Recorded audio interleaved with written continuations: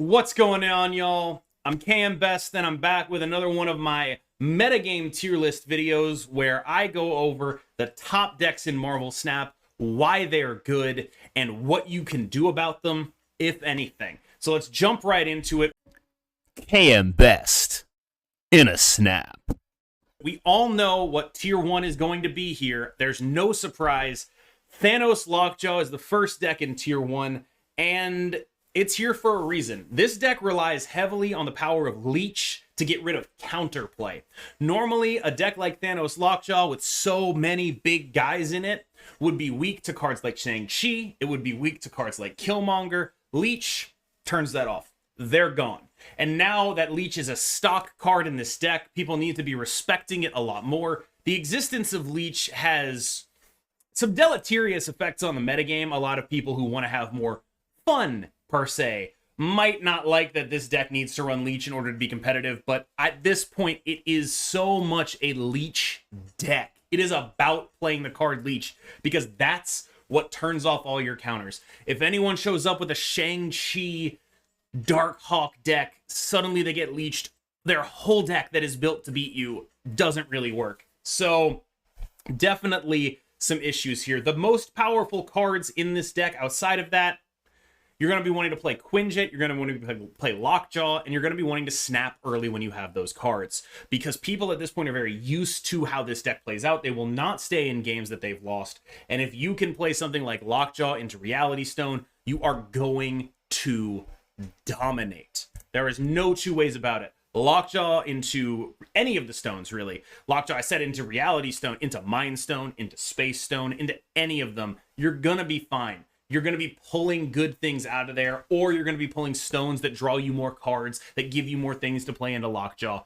It's generally extremely powerful to have one of your two enablers, and the deck is so good when it has those enablers that I would recommend snapping very aggressively when you play it. So next deck is Shuri.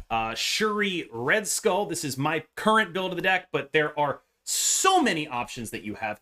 You can play Polaris, which is what I have in there, but instead of Polaris, you could play Captain Marvel. Instead of Polaris, you could play Kang the Conqueror. Instead of Polaris, you could play America Chavez. Instead of Polaris, you could play Vision. Tons of options there. Tons of options. You can do whatever you want, but the fundamental thing this deck is trying to do, you are trying to play Shuri into Red Skull, into Taskmaster. Make big units. And the other sort of fundamental pattern you have to be aware of is there's a lot of powerful 5-cost cards, and then some cards that can cost 1. So you have, for example, Arrow plus Titania. You have, for example, passing into Arrow plus She-Hulk on turn 6. So your turn 6 is often a 5+1, which is why Titania is so important in the deck. As far as other swaps, there are some arguments that you can start trying to take out Cosmo now that most people have stopped running Shang-Chi, but I don't think it's a good idea. Cosmo protects you against both Shang-Chi and Arrow, so it's really important that you have some way to beat Arrow gamers, especially if you end up running into a lot of them on ladder, which you probably will.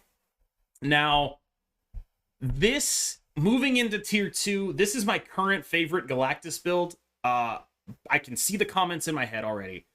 Yeah, it's stupid expensive. It's a stupid expensive deck.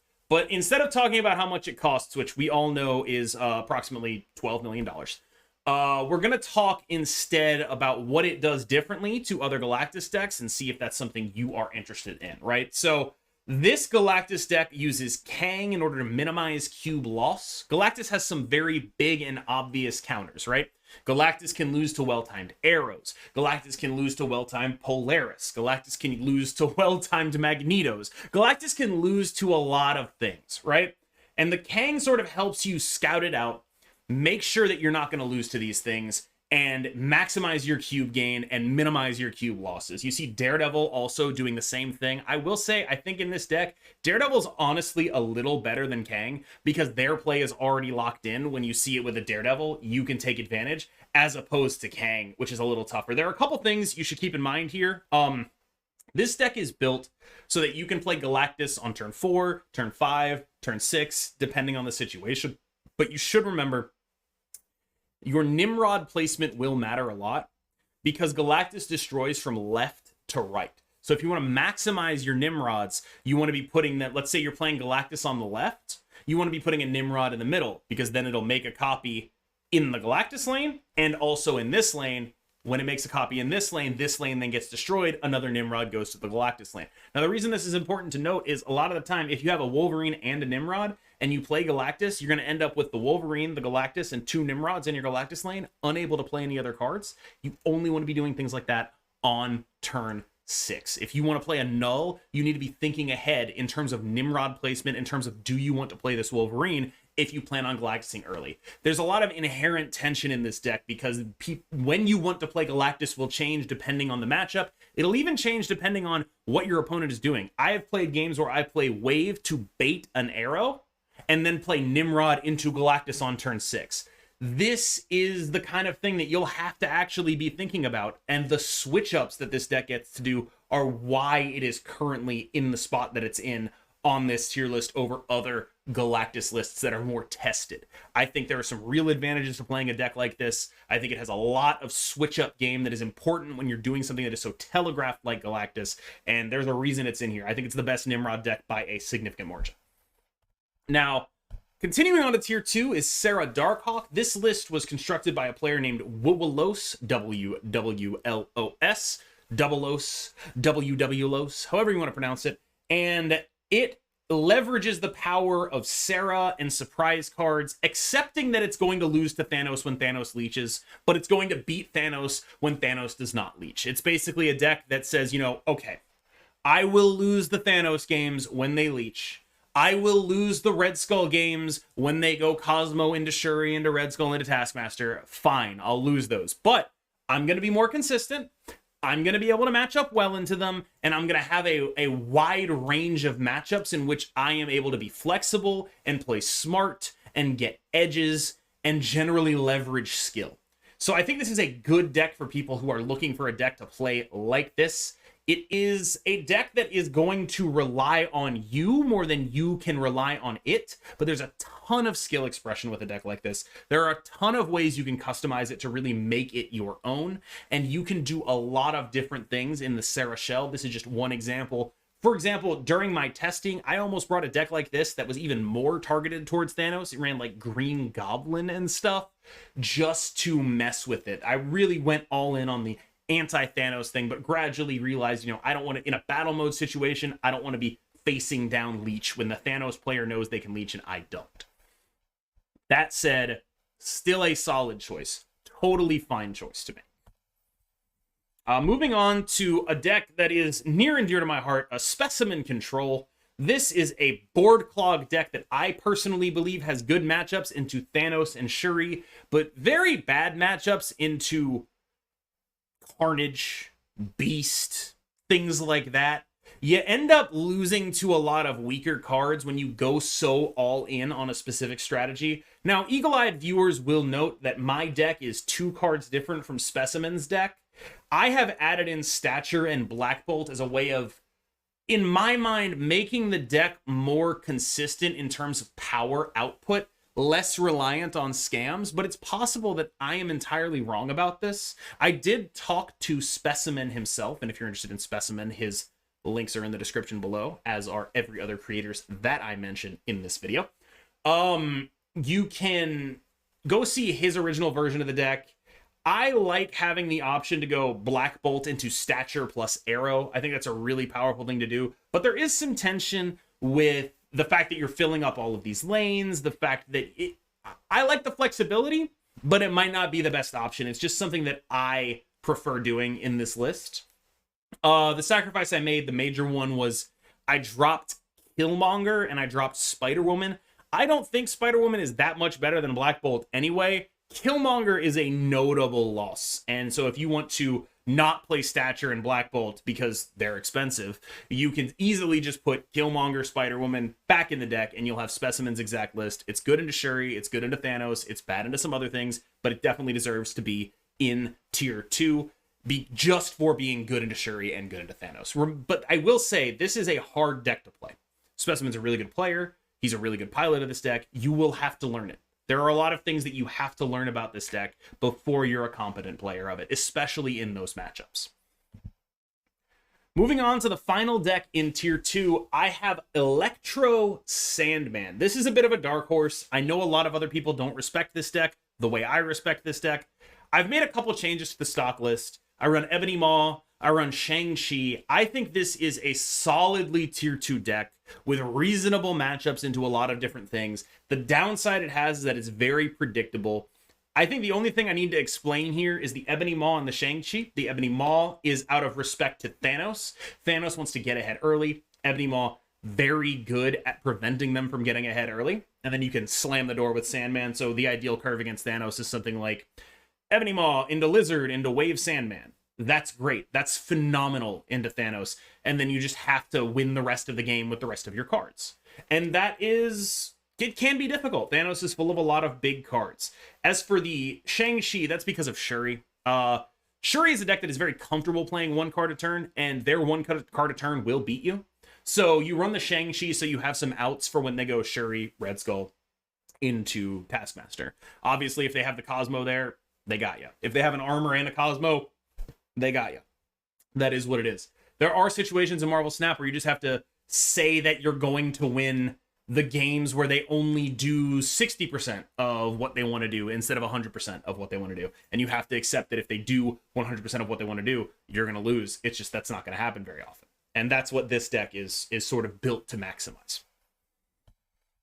Next, we are moving into the honorable mentions. Honorable mention here, this kind of cheating, but this is a hybrid Shuri list called Agents of Shuri, constructed by Mickey Who. And I think it's a space that is a little bit underexplored right now. Hybridizing Shuri with other things seems like a really solid way to take the deck and give it more of a floor and not lose too much off the ceiling. It makes it a better ladder deck, in my opinion, because you are able to play more games. It's a deck that I really enjoy. One thing you should know, though, Shuri does not work the way you want it to work with Devil Dinosaur. It only doubles the base power, not the ongoing effect. So don't do that if you can at all avoid it. But Arrow and Red Skull are still great targets for it. Taskmaster on a Devil Dino is still a reasonable thing to do. There are a lot of good options that you have in a list like this. Honorable mention number 2 is Jeff Hoogland's bounce deck that I'll confess, this might be a little bit of a homer pick. Because back in the beta, I was one of the first people who was really playing around with Falcon Beast Bounce. It's a deck I wrote a guide to on like Pastebin back like 9 months ago. One of the first decks that I, as a content creator, was able to popularize. And I love it to death forever. I will always love these decks. That said, I think it's actually pretty damn good. Obviously, you have some really enormous weaknesses out there. This deck does not beat Thanos. I've actually tested against Jeff, and there were games where I got like Lamentist, and I still won the best of the battle mode match. Like this is not a deck that has reasonable matchups into Thanos unless you pull off exactly what you're trying to pull off, and the Thanos player does absolutely nothing. But I love it so much. I think there are a couple interactions that are worth pointing out here. The first is that if you play Bast, Mysterio, instead of being 1 4-power guy and 2 0-power guys, will instead become 3 3-power guys. That's really important to know. The other thing you should really keep an eye out for here is that Bast timing, I've found, is very difficult in this deck, especially if you're trying to juggle the hood, because you want to hit the hood with Bast if you can, but you also want to get your demons out. And it's hard to get your demons out and get the hood hit with Bast without downgrading a demon a little bit. It's a very sequencing heavy deck that a lot of different permutations are going to be available to you during the course of the game. And I think that this is a very tough deck to play, but one that is very rewarding to learn. There is a reason it's in the honorable mention section. Obviously, it runs into some problems with Thanos. Obviously, it runs into even bigger problems with Sandman. And playing out Darkhawks early is a really good way to get them Shuri'd. And you're often going to want to play Darkhawks on curve. Shang-Chi'd, not Shuri'd. playing a raw dogging a Darkhawk out of there is very, very, very dangerous when there's this much Shang-Chi running around, but you often have to do it in order for your curve to make sense, and that leaves you in these awkward situations where you're relying on a Darkhawk to win a lane, but it's very vulnerable to Shang-Chi. So significant downside there compared to, say, the Sarah Darkhawk decks. We can Darkhawk much later because of Sarah. This deck will want you to be playing those cards out, in my experience. That said, another question I know I'm going to get is why America Chavez? I have all long been a proponent of America Chavez and bounce decks because you need so much to draw a critical mass of 1-drops, Falcon, and Beast early in the game, and America Chavez gives you that. She makes sure that you are going to be able to do the thing the deck does as often as you possibly can. Because there are only 2 real bounce enablers in the deck, you need her to boost your odds of drawing them a little bit. Now, on to the last honorable mention. One of the things I have long been trying to figure out is how to properly leverage the Infinite Magic She-Hulk combo. And Switchforce Zach, in the Snap Battles event, found a really unique way of doing so. He didn't even bother with the Infinite and the Magic. He made it a 6-turn deck. And what he did, I would best describe this deck as a Moon Girl combo deck. So, for example, you can go Quinjet into Zabu, into Moon Girl, into the double Spider-Man combo that ruined the game during the Zabu meta. You can go Quinjet into Zabu, into playing a Black Bolt and a bunch of free statures. You can do that with She-Hulk. You can do a ton here. This deck also has a bunch of, 5+1 plays. So you have, Black Bolt into stature plus arrow, things like that. There's a ton of play here. I really like the list. It does feel a little bit like it is very dependent on drawing your early game, right? You only have 3 cards that you can play before turn 4. If you draw your early game, you're going to have to snap aggressively because the rest of your deck at that point is a good draw. If you draw your late game, you're going to have to seriously consider retreating when your opponent starts snapping because your hand is just going to be all late game. You need those enablers in order to pull off your broken combos, right? But that said, very intriguing list. Very much worth mentioning, very much worth diving into. I think this could be a legit archetype in the future. I think it'd be very cool if it was. And I am personally a big fan of how it all came together after Black Bolt and Stature's release. So you have more targets for the Moon Girl clones. Really interesting thing to do. So it's definitely going on here as an honorable mention because I have not had a lot of time to play with it, but I think it's super sick. Definitely worth trying if you have the cards, although I do understand it's unlikely that most people have the cards. Now, in the vein of expensive conversations, I think that if you are playing on a budget, I would want to be building towards the Electro deck.